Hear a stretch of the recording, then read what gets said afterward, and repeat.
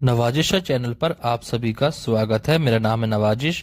आज हम स्टार्ट करेंगे जेट इंजन के बारे में। तो चलिए स्टार्ट करते हैं। आज हम इस वीडियो में बात करेंगे जेट इंजन के बारे में। दोस्तों, जब भी हम प्लेन को उड़ता देखते हैं तो हमें प्लेन के विंग्स में एक इंजन लगा होता है, यानी दोनों साइड इंजन लगे हुए होते हैं। लेकिन क्या आप जानते हैं कि ये इंजन वर्क कैसे करता है? आज की इस वीडियो में हम आपको इंजन के वर्किंग प्रोसेस बताने वाला हूँ। दोस्तों, सबसे पहले हम इंजन के अंदर के भाग को देखते हैं, जैसा कि आप स्क्रीन पर दिखाई दे रहा है, तथा एक एक नाम को जानते हैं और समझते हैं। स्क्रीन पर सबसे आगे जो घूम रहा है उसे फैन कहा जाता है। जेट इंजन में फैन का काम होता है कि सामने से आने वाली हवा को अपनी ओर खींचना और इंजन में आगे भेजना, या हवा को दो रास्तों में भेजा जाता है। पहला तो उसे इंजन के जरिए भेजा जाता है और दूसरा उसे बाईपास के जरिए निकाला जाता है। बाईपास के जरिए हवा को क्यों निकाला जाता है, इसकी चर्चा हम आगे वीडियो में करेंगे। इससे पहले हम ये समझते हैं कि इंजन में जाने वाली हवा के साथ क्या क्या, जब हवा फैन से होकर गुजरती है तो उसे कंप्रेसर का सामना करना पड़ता है।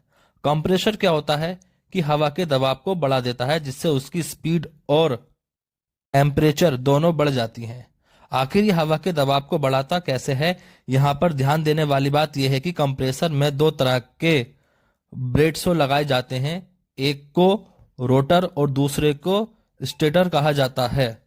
ये स्क्रीन पर आपको जो मूव करता दिखाई दे रहा है उसे रोटर कहा जाता है, और जो मूव नहीं कर रहा है उसे स्टेटर कहा जाता है। जैसे जैसे आगे बढ़ते हैं इसके ब्लेडों का प्रत्येक सेट थोड़ा छोटा हो जाता है, जैसे कि आप स्क्रीन पर देख रहे हैं। इस तरह से डिजाइन किया जाता है कि हवा को कंप्रेस करके सीधे प्रवाह में आगे भेज देता है और तीसरे नंबर पर आ जाता है। कंसर्ट पर क्या करता है कि जो भी हवा उसकी तरफ आती है और उसे गर्म कर देता है। ये आने वाली हवा को कमस्टर गर्म क्यों करता है, आगे वीडियो में इसे भी देखेंगे।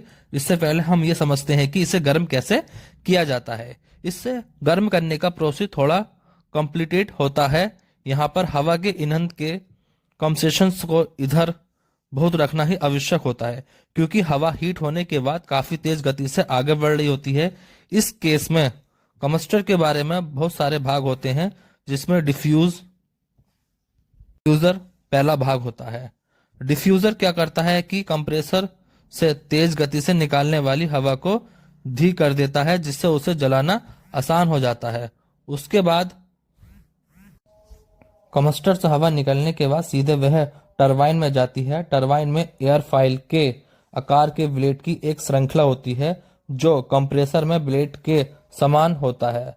जब तेज हवा टरबाइन ब्लेड से गुजरती है तो हवा से ऊर्जा निकलती है और टरबाइन को एक चक्र में घुमा देती है, और यह अपने साथ इंजन शाफ्ट को भी घुमाते हैं।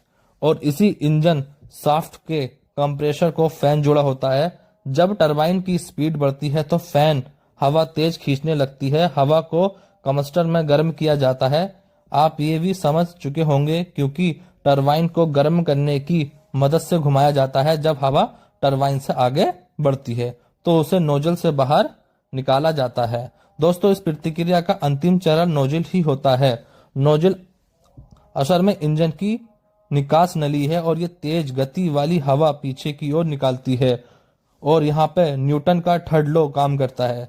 जब हवा नोजल से तेज गति से निकलती है तो ये इंजन पर एक थ्रड पैदा करती है और आगे की ओर ढकेल होता है। हमारा ये एक सवाल बच जाता है कि बाईपास के जरिए निकलने वाले हवा का क्या होता है।